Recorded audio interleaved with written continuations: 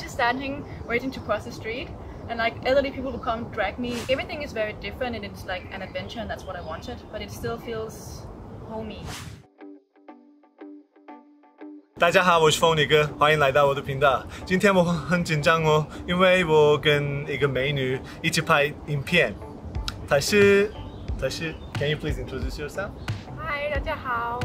My name is Amelie, and I'm from Denmark. I would like to talk to her about her first impressions about Taiwan because, as my personal opinion, Nordic culture and Taiwanese culture have a lot of similarities. Of course, they have differences, but similarities. For example, Nordic people don't like interactions, like human interactions that much. They avoid that, and Taiwanese are somehow like that too.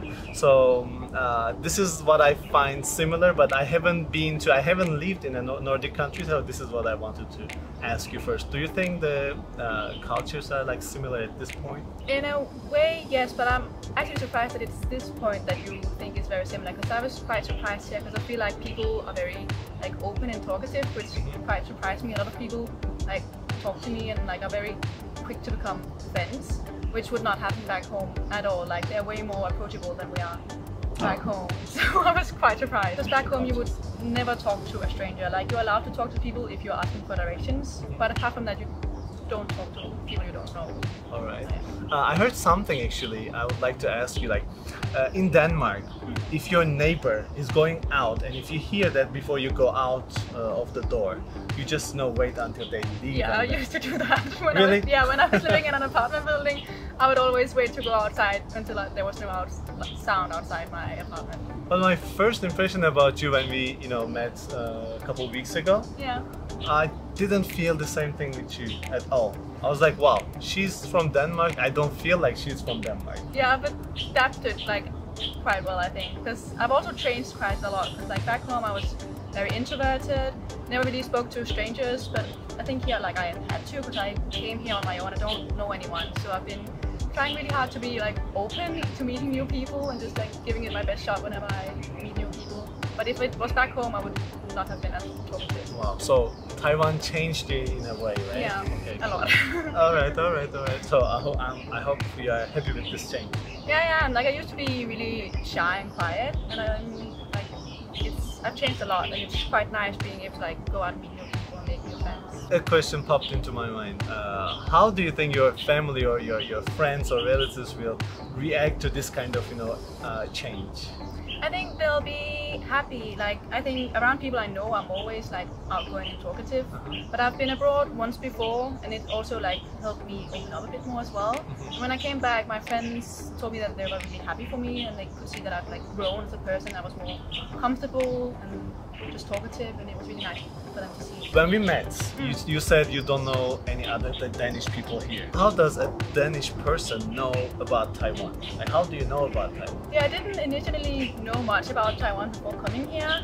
Like I always knew that there was a place called Taiwan, but that was it. And then I did a semester abroad in Shanghai. And then while I was there, I didn't learn any Chinese at all. But when I got back home, I was sort of bored and I wanted something to do after like classes at uni. So I looked online and I saw that I could start taking Chinese classes. And I started and it was really fun, but unfortunately the classes got cut because not that many people like are interested in like Chinese back home. So there weren't enough people who like showed up, so the classes was cancelled. And I still wanted to learn, so I started like doing apps on my own, and then I decided that I wanted to do my master's degree in a place where I could speak Chinese, and I just thought that I'll just go back to Shanghai. And then I started looking up like learning Chinese on YouTube, and I saw a lot of videos, and more people mentioned Taiwan. And then I started looking up Taiwan on YouTube, and it just felt like a place I would feel at home in, so I decided to come here because it felt like a place I would be comfortable in. Like I wouldn't have to choose between big city and nature. I could have like everything in Taiwan, and people seem nice, and yeah. You're close to a big city right now, yeah, and you're close to right nature in as well. nature. Yeah. Okay, so it's also nice to hear that like YouTube helps Taiwan to let people know about Taiwan and everything. So I'm happy about what I'm doing too. All right. I hope more and more people can watch my videos or some similar YouTubers videos to know about Taiwan. Yeah, because it really made me excited about coming here, like seeing on YouTube. So. How was your first impression when you came here? It was really good. Like I was really surprised. People are so nice. That was the first thing I like sort of noticed. Like everyone is so helpful. And even when I came here, like my Chinese is still not that good. But like when I came here, it was even worse. You just came here. You don't give it a time. Don't be so harsh on yourself. Yeah. But everyone like tries so hard to help you. Like even if they don't really know any English at all, they'll really try so hard to help you. And also just when I came here, it was 27 degrees already. I came here in March. And that for me is really, really hot because that's warmer than summers back home. And I was just standing, waiting to cross the street. And like elderly people would come drag me into the shade to wait in the shade instead of standing in the sun and wait. Yes. So it's just like small stuff like that that is like, people are just really helpful and really kind. And when they see me out and about and I look lost, they'll come up and ask me if I need help to like find my way. So yeah. That sounds Taiwanese, yes. Yeah. Very nice. You have been in Taiwan like 5 months, right? Yeah, 5-6 months. Coming to 6 months. Yeah. So, how did your first impression change? Or did it change? Not really. I've just been sort of more surprised by how open people are. Like I've been surprised at how easy I've like made this my home and how like many amazing friends I've been able to make here, because that would have been really hard back home to make friends the way that I've done here. Like I met a girl, and the first time I met her she was like, hey, I'm going on a trip this summer, do you want to come? And it was the first time we met, and she's still like, she's one of my best friends. A Taiwanese person? Yeah, Taiwanese person. Wow, that's nice. Like, I'm really happy to hear that. Like Yeah. you're having a good time. Because I feel like I kind of represent Taiwan too. So when Yeah. every time I hear this, I feel like, okay, I'm proud of my people. Yeah. Taiwanese are my people because this is my home already. So let's talk about the things you like in Taiwan. Everything is very different and it's like an adventure, and that's what I wanted, but it still feels homey, like because the people are sort of like the same. Like I feel like going out of like my daily life is very similar here to my daily life back home, so it feels comfortable. Like I didn't have to like change too many of my habits to fit in here. Yeah. Like I could just be the same as I was back home, which is really nice. Compared to Turkey, here's like there's distance between people here. But that is the distance I would like to. But it's not like people are not too distant. Yeah. So you can actually like start a conversation and people will follow you. Yeah. So that is like perfect spot for me. Like back in Turkey, when you start you initiate a conversation, if they don't, the conversation is gonna take too long, or like it will go to some directions that you don't wish to. So it's gonna be like too much. But here, you start the conversation if you want to, then it's gonna follow. If you don't want, you just go on your way. Yeah. So it's like quite sweet spot here. Yeah, I feel like the stuff that I like is also the stuff that I don't like. Like I like that it's so easy to make friends here and people are very approachable. But sometimes I also just want to be on my own, like I used to back home. Like when I would go out and about, people would just leave me alone. I feel like here a lot of people say hello or like want to come talk to me, and sometimes it's nice, but sometimes also just want to be left alone. Video title is ready. Taiwanese people won't leave me alone. Okay. I'm kidding. I think they are trying to be hospitable. They are trying to, make you feel at home, but they don't know about your home. So. What do Taiwanese people do when you say that you are from Denmark? They go like, oh, like they haven't really met anyone from Denmark before.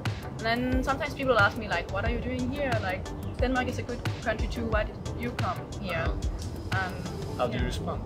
Like I... Just like you responded in the beginning of the video. Yeah, like I wanted to learn Chinese and I wanted to go on an adventure. The personal space is your issue sometimes only. Yeah. How about the things that you would like to bring to Taiwan from Denmark? So like for example, it can be some physical thing, or it can be some like mentality to Taiwan to make Taiwan better. I miss a lot of food I had back home, and then I think also people sometimes care a bit too much here. Like it's very much about what other people think, and it's about like keeping up appearances and like getting the best grades and working for the best company. And back home, people don't care about like status that way, and I feel like it's healthier for people not to care about like grades and like what the company name, what ego is. And, like it's more relaxed attitude towards like life in general. Yeah, I heard something like when you meet someone new, it's like just like a date or something, they won't ask you about your job. Like it's rude to ask about your job or the company. Talk about your job and what you do, but it's more about you talk about your passions and not just because like here I feel like when I've met new people, they will talk about like they work for this company and they specifically say the name if it's a good company, and then they'll say like talk about, oh, it's a good salary, like they talk about the status that it brings. Yeah, so like they talk about the money and the status, whereas we would talk about the passion and like why we are doing what we're doing. I met a lot of old ladies because I like to go to not that kind of meeting, like on the road or like neighbors and saying the first thing like how much rent do you pay? Yeah. The second thing, how much money you make? Even I take taxi, they just say, okay, how much money do you make? Yeah. Or just tell me about your salary, or what's your rent?